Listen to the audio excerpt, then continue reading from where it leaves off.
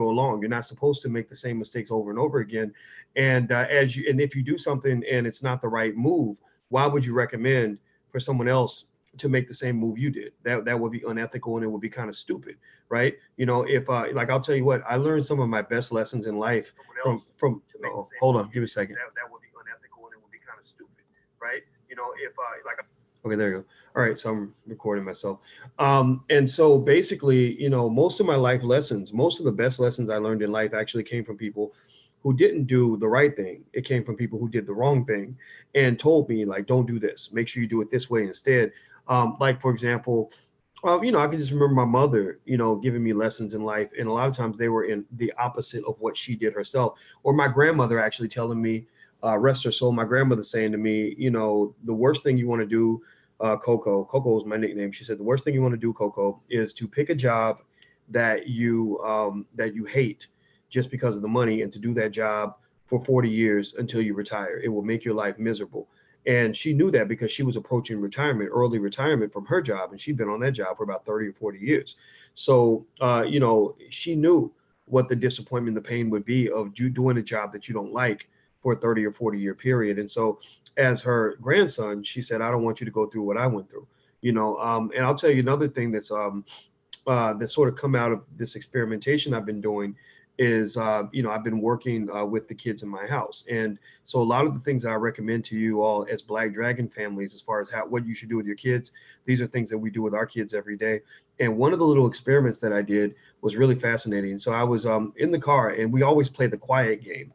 And if anybody does this with their kids, you know what I'm talking about. You do the quiet game basically because you're just hoping that your kids will just shut up. Just stop, please. My head's going to explode because y'all won't be quiet, and it's driving me crazy. And then they get together with their cousins. They back there playing, laughing, yelling, everything else. So you just like anything to make this car quiet. So before we would play the quiet game, and it wouldn't work. It would last for about 30 seconds, and then somebody would blurt something out. Next thing you know, it's all done. You know, everybody's talking, radio's blasting again, all that stuff. This time I did something a little bit different. This time I said, whoever wins the quiet game gets $5. Do you know that I did not hear a peep out of anybody in the back seat for the next 30, 40 minutes? I mean, they were so quiet. I was like, did they jump out of the car? Like, did they just jump out and roll down the street? Because I don't hear anything. And then I would say their name. I would say, hey, Coco. Coco's the nickname of my soon-to-be stepdaughter. So I said, hey, Coco, is that your favorite song on the radio? And I would say something to try to trigger her, to get her to talk, to trick her into losing the money. And she did not say a word. And that was fascinating to me, how just a little tiny financial reward literally transformed their behavior right before my eyes. It incentivized them to do something that they had not done hardly ever before. I could not believe how quiet the car got.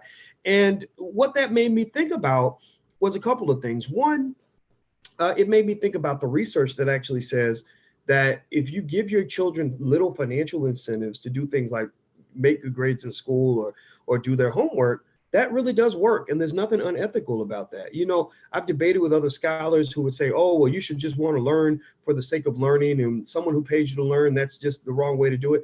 And I say, well, why would you, I don't understand that, because that's how life works. I mean, most of y'all who have jobs or who have had a job before, you know that the rule is if you go to school longer and you get extra training, you're going to make extra money. So you go to school to get the degrees and to get the certifications. Why? So you can make more money, right? You learn the extra skills so you can make more money, right? So that's how life works.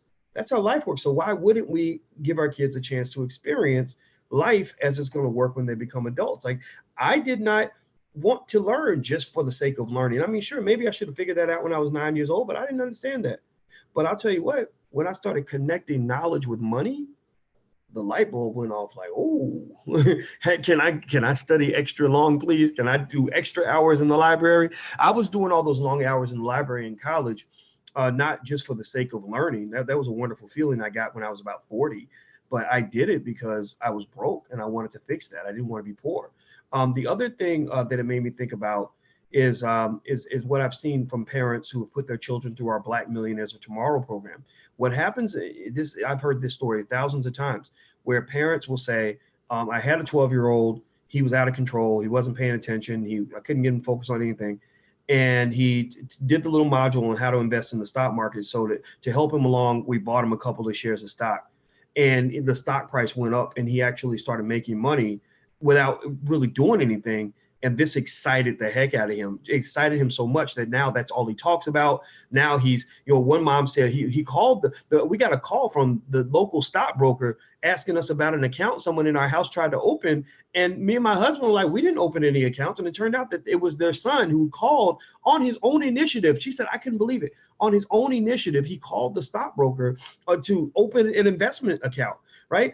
There was another kid who was 8 years old. And I told all the parents, I said, for Christmas, what I want you to do is I want you to don't just buy your kids toys, buy them something interesting, like buy them a share of stock, like you can get them for as little as $2, $3, $4, $5, $10, right? And then explain what that means. That means that if the company makes money, you make money. When they get richer, you get richer, right? That makes them feel more. That's what I call integration. Like, y'all hear me critique integration, where I didn't like the way integration ran. It's one thing to be integrated into a system, into a corporation as a consumer. That means they're going to take all your money and give you a bunch of stuff. It's another thing to be integrated into a corporation as an employee. That means you're going to work for them and build up their company, and they're going to get rich. It's another thing, though, to be integrated into a company as a shareholder. Now, that's what I'm talking about. That's something that me and Dr. King would have a whole lot of fun talking about. That kind of integration feels good. That's better than the Jackie Robinson type of stuff that we're fed in school. I'm talking about real integration, where you're integrated as a part owner in the corporation.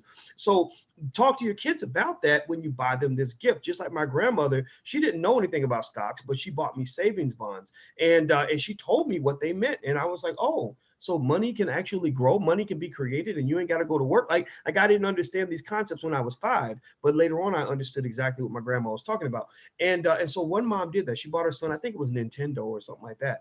And she overheard her son on the playground, and his friends were all talking about what toys they got for Christmas. And one kid was like, oh, I got, this video game. Another was like, oh, I got a pair of shoes and blah, blah, blah, blah. And then he said, well, I know you got the Nintendo video game, and I got Nintendo stock. So when they make money, I make money. And he was explaining to his friends the pride in the fact that he's making money as an investor. That's his first introduction to money. And the thing about it is that once that gate is open for the child, in the mind of the child, like, wait a minute, I can make money and I don't actually have to go to work.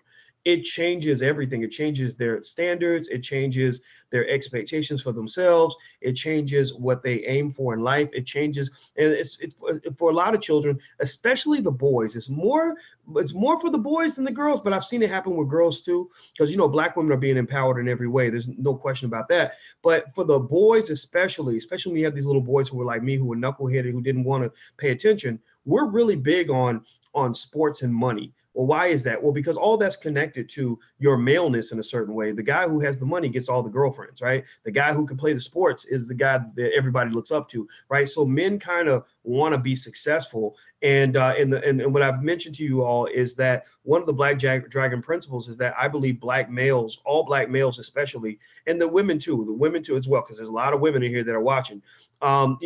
We should all be investors. Like that should be kind of the motto of the community. Like, no, we want to own pieces of things. We want to plant assets. We want to plant seeds for the future, etc. So, a lot of times when I'm giving you advice, in the various initiatives we have in the Black Business School, I'm going to sound hypocritical, because I might say something like, like somebody might say, hey, Doc, should I get a PhD like you? And I might say, I wouldn't do it. Based on what you're trying to do. I'm not saying that it was a horrible move. I'm going to say it was that there's a difference between the path you choose when you're starting the race and the path you would have chosen after you finished the race and looked at the whole route and all the other options that you could have had. So if I had a choice between going to school from age 18 to 31 and getting a PhD and teaching at Syracuse and getting to where I am right now, versus at the age of 18 being in an intense program that teaches the pillars of wealth, entrepreneurship, real estate, and stock market investing, and gotten started as an investor at an early age, I would rather have done the second thing, because there are literally $1 million, $1 billion opportunities out here everywhere. But you've got to be trained to be able to spot them the same way, and an animal can spot food in the woods when he learns how to hunt, or the same way a device, an electronic device, can pick up radio waves that come through the atmosphere that are flying over our head every day. You have to be in tune with that, and that in tunedness, if you will, comes from training. Okay, so basically that's kind of the point I wanted to start off with. And everybody, from the Black Dragon program, raise your hand if you'd like to be the first to come in to talk. If not, I can just kind of go through and just sort of begin the process until one of you raises your hand and says you'd like to actually come on camera. Also, those of you who are looking to look at the other materials for the Black Dragon program, or go back and look at anything you might have missed, you can actually log in at blackdragondiscount.com. That's blackdragondiscount.com. I left that open for you all, so that you can go in there and look at the stuff we have already, as well as all the programs you have access to in the Black Business School. It's very, very important that you look at this stuff and take some time, just maybe chart out maybe about 5 to 10 hours a week if you can. There's 168 hours in a week. Try to chart out about 5 to 10 of those hours a week, so you can do the first part of the 3-part process to developing economically intelligent children for the next generation. And that's the first part, is knowledge of the KID model: knowledge, investment, discipline. Knowledge means that financial literacy has to become a regular part of your conversation. If you're talking about money, talk about it in a smart way. Don't talk about it in ways that are silly. I just saw a video today actually on BET's channel about a guy who won $1.3 million. And this guy, he's a regular dude, and he just got out of jail a couple of weeks earlier, and he went down to the casino and he won $1.3 million. And they asked him, do you want your money, in weekly payments, or you want a lump sum? He said, I want the lump sum. So they gave him about $900,000 or something like that. And he talks about everything he did. He documented all the stuff that he did after he got the money. And I wish I could show you the video, but I don't want to deal with copyright issues with BET and all that. But it was very sad. Because the guy literally did every stereotypical thing you could think of with the money. Every stereotype you can think of. I'm talking about from the strippers to buying the chains. He said, I bought 5 chains that cost $10,000 a piece. He bought the entire floor of the hotel and drinks for everybody. Also, he did a lot of charity. He did some, he wrote a check to the local football league and to the church, and stuff like that, pay for a playground and all that. And he said, when he realized that it was time to get serious was when he got down to about $100,000. He said, man, I started with almost $1 million. Now I'm down to 100,000. And then he said the money kept leaking out, though, because he just kept on spending it. And next thing you know, he was down to 15,000. He said, that's when I realized it was over. And I just paid a couple of bills and I was done. And the sad thing about it is that this man, again, we're trained to fulfill these stereotypes, from an early age. So literally, if you watch any rap video, if you imagine any sort of stereotype of what America trains the Black male to be, just an immature idiot, whatever, just kind of like a buffoon, like a clown, not a serious person. He kind of fit all those stereotypes. He wasn't a bad person, but he wasn't a serious person. And he said I got 8 kids. 5 babies mamas, and I just want to say I appreciate y'all for raising my kids, and it's just it was mind-boggling, and kind of unfortunate that this man, who was I think about 35 years old, with these 8 kids and 5 women that were raising his kids, that when he got this $1 million payoff, he wasn't even trained on any level to even think about any sort of legacy he could build with this money. He wasn't thinking about any sort of lasting impact this money could have. He wasn't even trained to understand that that even with basic advice, even if he came in and talked, I could talk to him in 10 minutes and show him how he could probably turn that $1 million into $5 million in a decade or two. Like they literally, just by taking a percentage of it and investing it this way and doing this with real estate or whatever, he literally could quadruple that money, quintuple that money, maybe have it be, increased tenfold by the time he's done. And it's sort of like, I think as people, what we want to do is we want to kind of pay attention to those stories and kind of ask yourself, where does that come from? Where does that line of thinking come from? Like, how do you learn how to be that economically self-destructive? That's all trained. Like, what made him think that, that the first place he should go when he got his $1 million check was to the strip club? Well, he got that from media. That was trained in him, right? What made him think that the next thing to do was to go buy a bunch of jewelry? Well, that was put in his brain through media, right? Mostly media owned not by media, not owned by black people, owned by white people. But they feature, these black rappers and stuff like that who, who pretty much enjoy this imagery of, of the gold and the women and all this other stuff, right? So he was basically trying to live like the rappers and the athletes he saw on TV. And this is what's marketed to you. And what's unfortunate is that he's a black man, but he was looking like a little boy. A lot of our men are little boys well into their 30s, 40s, and 50s. That's training. You're trained to remain a little boy. You're not trained to think like a man. And then the other interesting thing is that, I mean, think about this, is mind-boggling. I'm not shaming him at all because I know where this comes from.